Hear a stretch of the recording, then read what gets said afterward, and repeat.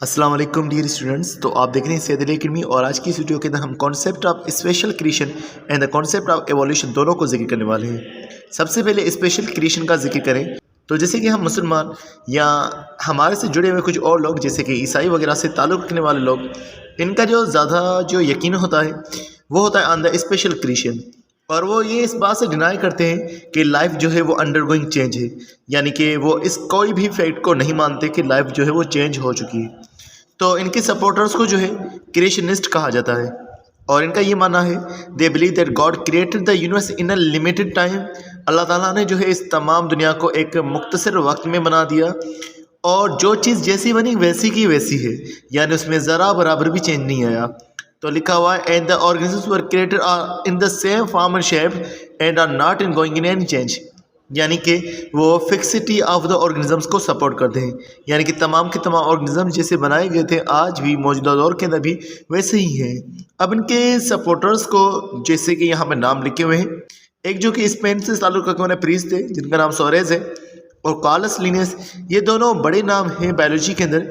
ये इस थ्योरी को जो है, इस कॉन्सेप्ट को जो है वो सपोर्ट करते थे कि तमाम के जानदार जो है वो फिक्स हैं, उनमें कोई चेंज नहीं आया। दूसरी तरफ हमारे पास है कॉन्सेप्ट ऑफ एवोल्यूशन कि एवोल्यूशन वाकई हुई है या नहीं है।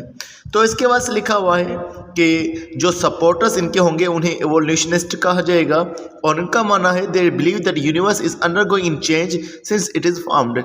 जब से कायनात बनी है तब से वो चेंज में हो रही है, यानी हर दौर के अंदर हर साल के अंदर हर लम्हे के अंदर वो एक चेंजेस को अपना रही है। So it was not the same as it appears today. तो जब ये बनी थी दुनिया, ये कायनात बनी थी तो वो इस तरह की नहीं थी जैसे आज हमें नज़र आती है। और एविडेंसेस के हिसाब से वो कहते हैं कि the earth appeared almost 4.6 to 5 billion years ago. जो ज़मीन वजूद में आई थी, क्योंकि पहले ज़मीन भी मौजूद नहीं थी, ज़मीन तकरीबन 5 बिलियन साल पहले वजूद में आई। और उसके वजूद होने की वजह क्या है कि जो सन के गिर्द में डस्ट और गैसेस थी वो जुड़ना शुरू हो गई, जो रॉक्स थे वो सारे जुड़ना शुरू हो गए और फिर जुड़ करके एक मास बन गया जो कि हमारे पास ज़मीन कहलवाता है, लेकिन गर्म मास जो कि रहने के बिल्कुल काबिल नहीं था।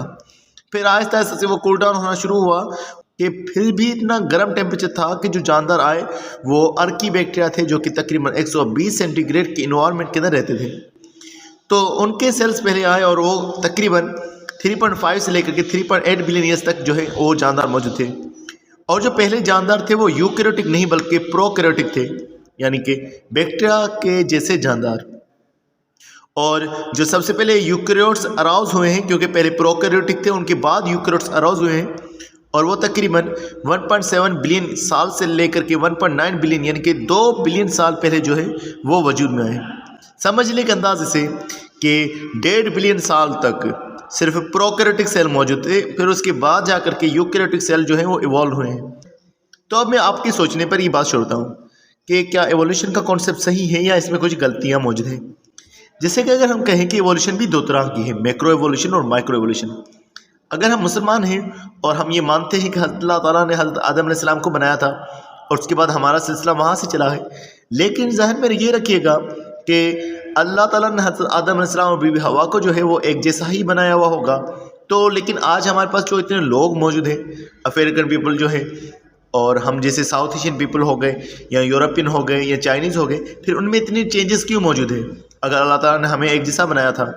तो इसकी वजह भी यही है कि माइक्रो एवोल्यूशन ज़रूर हुई हैं, छोटी छोटी सी चेंजेस, और वो डीएनए की खराबी की वजह से होती हैं, जिनको हम फिर कभी पढ़ेंगे और डार्विन के नज़रिए को भी पढ़ेंगे एवोल्यूशन के हवाले से, और बाकी चीज़ों को भी हम लोग जिक्र करेंगे। तो मिलते हैं नेक्स्ट वीडियो में, तब तक बहुत सारा ख्याल रखिएगा। अस्सलाम वालेकुम।